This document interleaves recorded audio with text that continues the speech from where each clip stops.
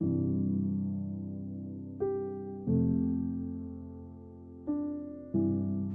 मैं रुक गया तो अपने आप को रोक नहीं पाऊंगा। खुद नहीं जानता कि क्या कर बैठूंगा।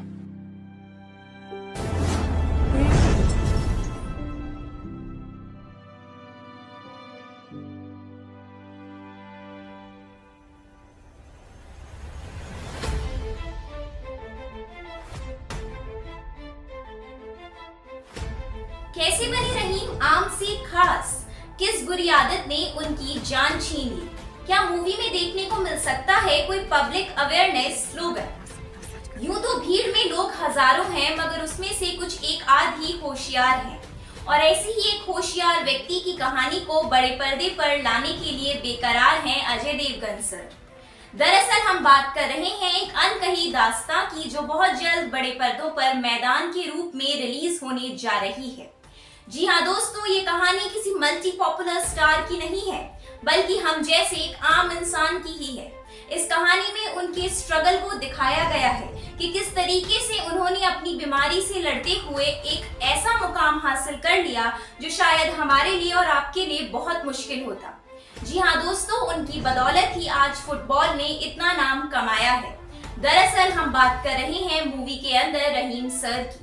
रहीम सर बतौर इंडियन टीम में फुटबॉल के कोच थे और किस तरीके से उन्होंने कैंसर जैसी मुश्किल बीमारी के बाद भी अपना इतना नाम कमाया, उसको जानेंगे आज हम इस वीडियो में। तो चलिए दोस्तों, बात करते हैं रहीम सर की। तो दरअसल दोस्तों, रहीम सर का जन्म 1909 में हैदराबाद में हुआ था। वो कहते हैं ना, पूत के पांव पालने में ही दिखाई दे जाते हैं। ऐसे ही थे कुछ हमारे रहीम सर।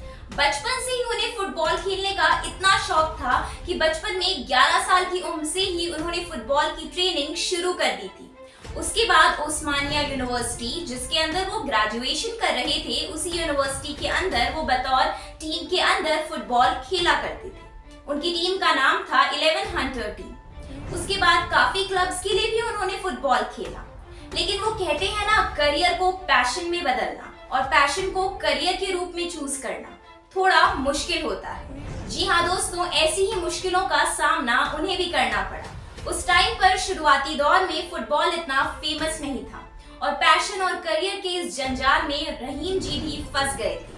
उन्होंने अपने करियर को इम्पोर्टेंस दी और उन्होंने बतौर टीचर के रूप में एक जॉब ज्वाइन कर ली ग्रेजुएशन कंप्लीट होने के बाद।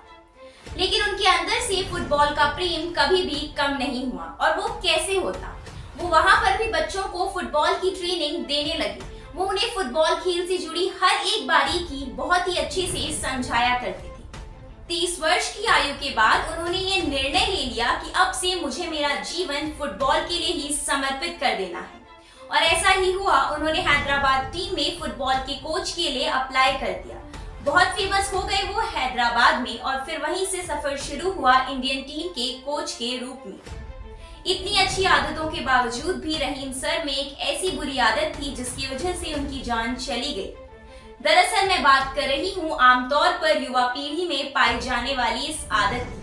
आप समझदार हैं तो शायद समझ ही गए होंगे। जी हाँ दोस्तों, मैं बात कर रही हूँ स्मोकिंग की।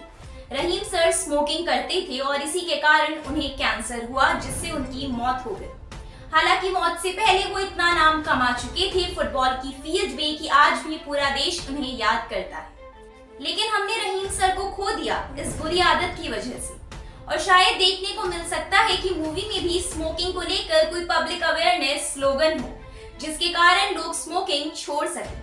अगर आप भी स्मोकिंग करते हैं तो अपना और अपने परिवार का ध्यान करिए और इस बुरी आदत को जल्द से जल्द छोड़ दीजिए। अगर वीडियो पसंद आई है तो इसके बारे में कमेंट जरूर करिएगा। जाने से पहले हमारे चैनल को सब्सक्राइब करें और हमारी वीडियोस को शेयर करना बिल्कुल ना भूलें। सब्सक्राइब करें बॉलीग्राज स्टूडियोज को।